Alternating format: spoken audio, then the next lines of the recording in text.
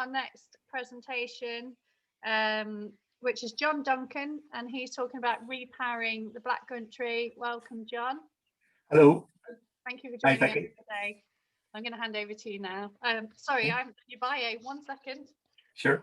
So John Duncan. So John's experience as a project manager has been gained through a tenure of technical and managerial positions in manufacturing firms and management consultancy organisations. He is a chartered engineer with a long-held interest in energy and industrial sustainability and a background in low-carbon energy generation.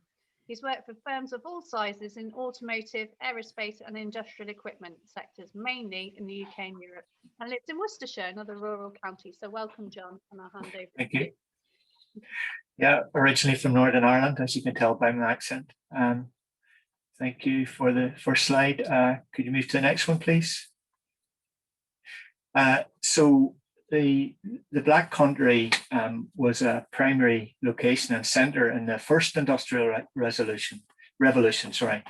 And through this project, Repowering the Black Country, which started in January this year, we hope to demonstrate how the next industrial transformation could take place. The project has 9 participating organisations with various roles to support the focus of the project, and that is to create master plans for what we're calling zero carbon hubs. And I'll explain a bit more about those as we go through the presentation. Next slide, please. So as I said, there are 9 participating organisations in the project.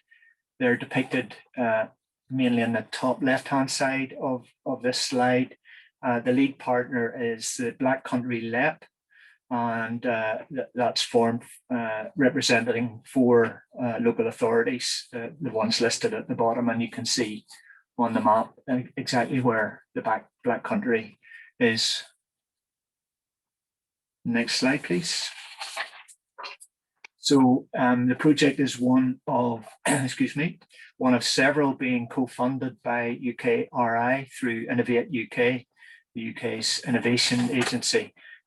It's co-funded because actually the 9 participating organisations also contribute funding to the project. So that's I guess an indication of their belief in the initiative. Okay, so next slide, please. So in addition to this Black Country project, there are actually 6 others that are supported under the wider Industrial Strategy Challenge Fund. I think that was mentioned earlier, maybe in the first presentation, ISCF.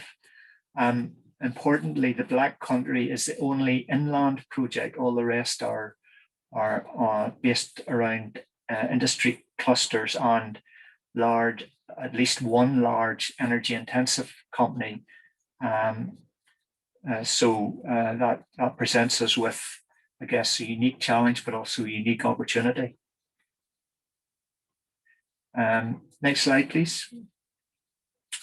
So the project is structured into several work packages. I'm going to describe 4 here because I think that's the essence of the project. As I mentioned already, we're developing master plans or plans for demonstration zero carbon hubs. We're going to be selecting locations in the Black Country with aided by local planning intelligence information. We're seeking to attract investment over and above that which is being provided in the first instance, and also creating an infrastructure, thinking ahead about where this will go beyond the first 2 years of the project to provide business support going forward. Next slide, please. So this is a busy one. It tries to, I guess, on one page, it's a rich picture, I suppose, and it's trying to get as much across about what the zero carbon hubs may entail, including vertical farms on energy from waste. But I guess what it shows also is the level of thinking being applied to the concept. There are key aspects, including identifying energy intensive companies to act as what we're calling anchors.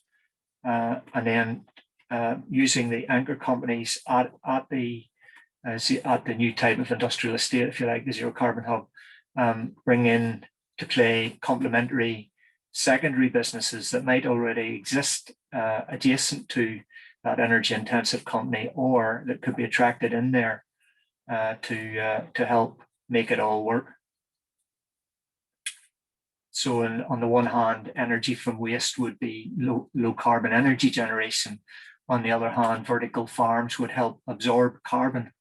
We're also hoping with the involvement of Warwick Manufacturing Group to introduce circular economy principles. So again, I think that was raised earlier.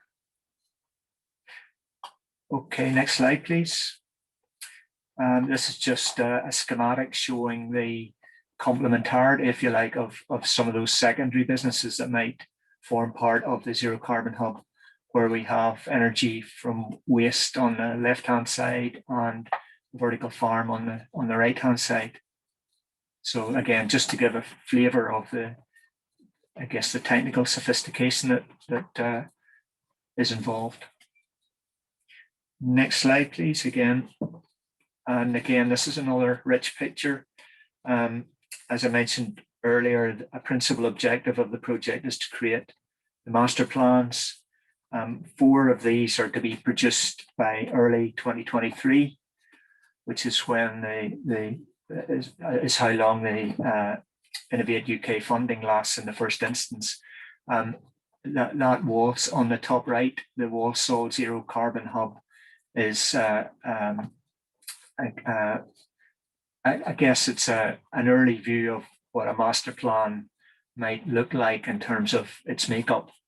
But this left-hand side diagram is more conceptual, including looking to what happens around the national decarbonisation strategy with potentially a hydrogen pipe from the coast, but also the decarbonisation of electricity.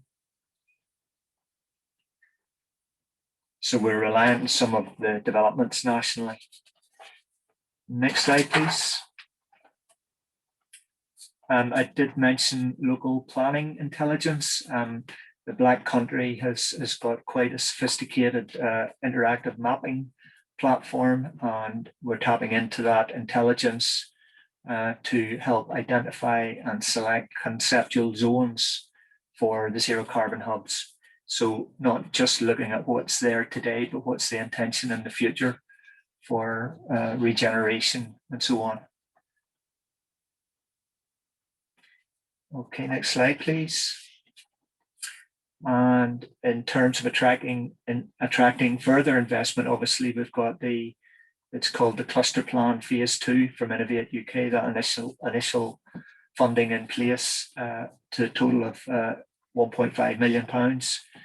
We're looking to attract additional investment building on this, and I guess secure that at scale in a number of ways, which are initially depicted here. So next slide, please. I mentioned we're creating a business support infrastructure. We're calling it a virtual zero carbon hub. It's really a knowledge platform which would provide access to relevant information about zero carbon, and also tools and techniques relating to energy and resource efficiency. So that's also underway and will form a key part of our endeavour. Next slide, please. So in summary, this is the last slide really. In summary, the project has started at the beginning of this year. It will run for a further 2 years until the beginning of 2023. We're in the process at the moment of discussing zero carbon hub opportunities with some of the energy intensive companies that we know about that are already located in the Black Country, or who might consider relocating to the Black Country if it makes sense. We welcome inquiries. Master plans are to be completed by 2023. I guess the support being provided initially allows companies to commit some of their time, but not potentially not actually have to make a firm business decision at this stage. So I guess that's why it's innovative and getting the support of Innovate UK. It's early planning to discover the art of the possible. In the medium to long term, we hope to see the creation of a number of these operational hubs by 2030, and the concept could then be demonstrated to be replicable across the UK. Obviously, you could pin your hopes on large coastal companies reducing their emissions, but there's a massive contribution to carbon emissions from numerous manufacturers inland, and we need a solution to that. So that's what this is all about. Thank you. Thank you very much. Oh, bit of feedback. Thank you for your presentation. It'll be interesting to see how all of this joins up coastal and inland as we progress, won't it? Yeah. Thank you very much, John, for your presentation. I think Welcome. I hope it's been useful so far to